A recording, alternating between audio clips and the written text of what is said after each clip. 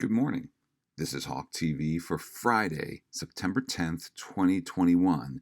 Today is a B-Day.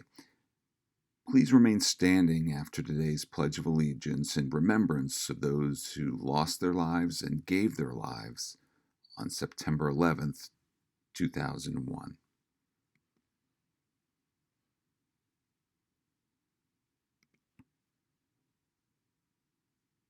I pledge allegiance to the flag of the United States of America and to the republic for which it stands, one nation, under God, indivisible, with liberty and justice for all.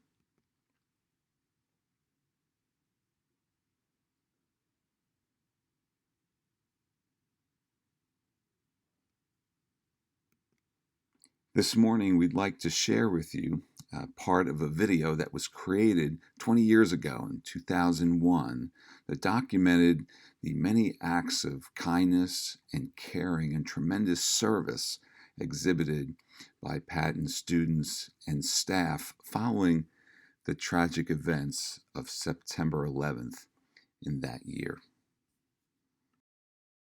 The events of September 11, 2001 are forever embedded in the minds of all Americans and citizens of the world. Our students and staff were overwhelmed by the hatred which took the lives of so many innocent people on September 11th. In classes, we watched our televisions in horror as the second plane hit, and then shortly thereafter the trade towers crumbled. As teachers, we try to help kids to become caring, participating members of society who will be kind to others and help their fellow man. Witnessing this act of evil opened their eyes and our hearts in ways we could never have imagined.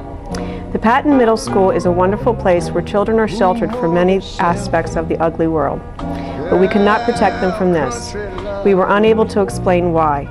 There was no way to help the children understand this unspeakable act of violence, which as adults we could not comprehend. The students and staff of our middle school wanted to help. So many families were affected by the attack, and our students related to the children. Throughout the building, people began projects. Everyone needed to do something. A bake sale by the 8th grade field hockey team, a unity bracelet sale, a coin drive at lunch, individual donations from staff members, letter and card making in English and art classes, a school-wide homemade cookie drive where students and staff worked together to package thousands of cookies delivered to rescue workers by the American Red Cross. And the list goes on. If any good has come from this tragedy, it is that America's youth have learned the lesson that good prevails over evil. Our children have become better family members, citizens, neighbors, and friends. Following the events of September 11th, our students wanted to help out in New York City in some way. I called the Red Cross headquarters in Philadelphia to find out what we could do. The staff said enough supplies had been donated, but what really had touched their hearts had been children who brought little plates of cookies to the volunteers who've been working around the clock since September 11th. Cookies? Oh, I could expand on this idea. The firemen, the policemen, and other volunteers at Ground Zero could use a cookie break too. What followed a request to our parents was amazing. Cookies of all kinds filled a room behind the Family Consumer Science Lab, from floor to ceiling. Mrs. Harding and other faculty members assisted our students in the packing and the distribution of these cookies. 500 1-pound and 1/2-pound red boxes tied with blue and red ribbons, with seals made by Janice Robertson, which said, "Baked with love for our heroes, Charles F. Patton Middle School," filled many boxes. Tucked in these boxes were little notes of thanks and encouragement from our students. The volunteers were astounded by Operation Cookie. The CEO personally delivered our little red boxes, baked with love for our heroes, to Ground Zero. Many beautiful letters and emails, phone calls followed to our school. They called our students heroes who cared and shared. The cookies, the notes, the letters, and the love meant so much to so many. Hi, my name is Brian Kish. I wrote a letter to the New York Fire Department because of what happened on the September 11th attacks, and they gave me a letter back. Dear Brian, my name is Lieutenant Michael Pappas. I work for the New York City Police Department in the Transit Bureau's Special Operations Unit.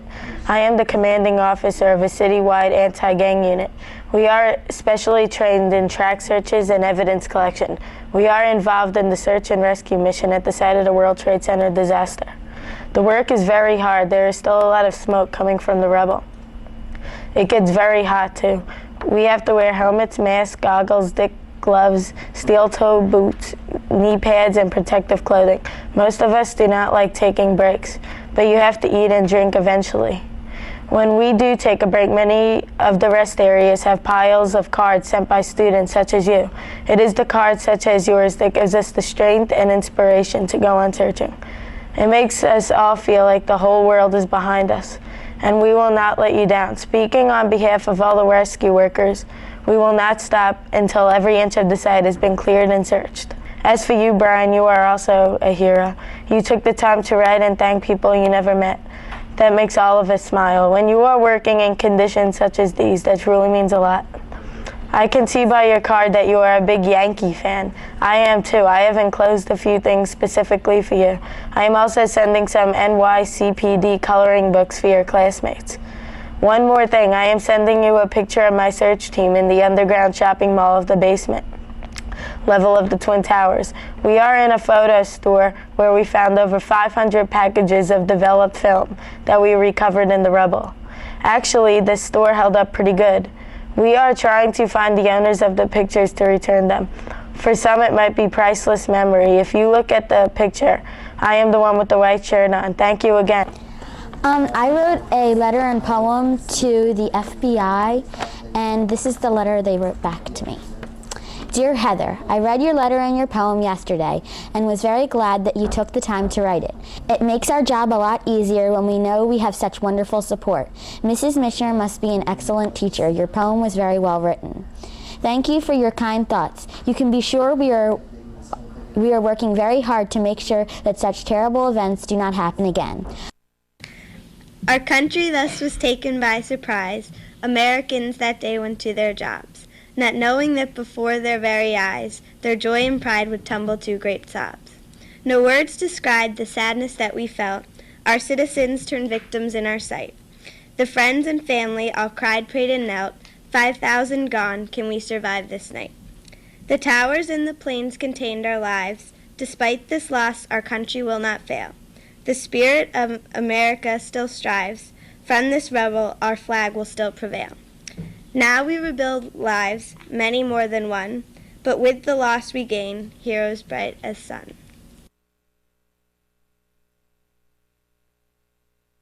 We're from the D-Team Service Club, and as you know, we made the Meter of Life. We also sat the Meter of Life out in the hall, out at lunch, during lunch, so like if you have any loose change, they could put it in. Yeah, we thought it would just help people that are down in New York, because we felt sort of bad that, because we can't really do anything about it. So we thought maybe if we raised money or something, that we could put that money towards it, and it would help everyone in New York. Hi, I'm Dan Gaber, and I raised money for the Red Cross, selling buttons that look like this right here, and I raised over $1,800. A dedicated teacher is giving her time to help the New York City relief efforts, and that makes her this week's hometown hero. Here's Eyewitness News anchor Amy Caples. Make sure your brush is dry. Meet Janice Robertson, an English teacher at Charles Patton Middle School. Well, you have to flatten out your brush. She takes a lot of her time out to help us, and I know that she does donate a lot for big causes. Janice's most recent mission, a labor of love and patriotic spirit. She's making American flag pins on little wooden hearts. Proceeds go to the Red Cross Fund for the World Trade Center relief efforts. Janice's spirit spread throughout the school, where the students, faculty, and staff are all part of the project, teachers buying and wearing the pins, and students helping to make them. All the kids here, they all want to get involved. They're saying, I can't go to war, I can't give blood, I can't drive there to help. I want to do something. Janice's teaching method is quite simple. I teach them how to volunteer and get involved with the community and just feel good about what you can do for other people, even if it's something small. The pins may be tiny, but they are made from the great heart of this hometown hero. Amy Caples, KYW3 Eyewitness News.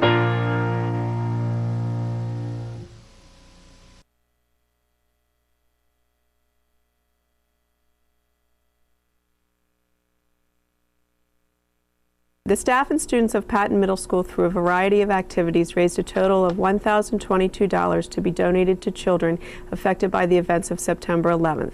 Our money was sent directly to the trust fund established for Christina Princiata, the one-year-old daughter of Vinnie Princiata. Vinnie was one of the first New York City firefighters to respond to the World Trade Towers on September 11th. He is survived by Christina and his wife. Mrs. Princiata works for UPS, who pledged to match any monetary contributions to the Christina Princiata Trust Fund. The Princiatas are related to a Patton Middle School staff member who thanks you from the bottom of her heart. Just a few examples of the great examples of students and staff making a difference and placing service above self, a great model for all of us today, and a great example of unity for us.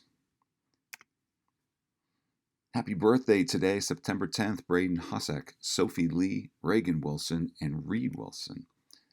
September 11th, Logan Daniels, Sydney Grieco, Leo Lockwood, and Andrea Paredes Pacheco.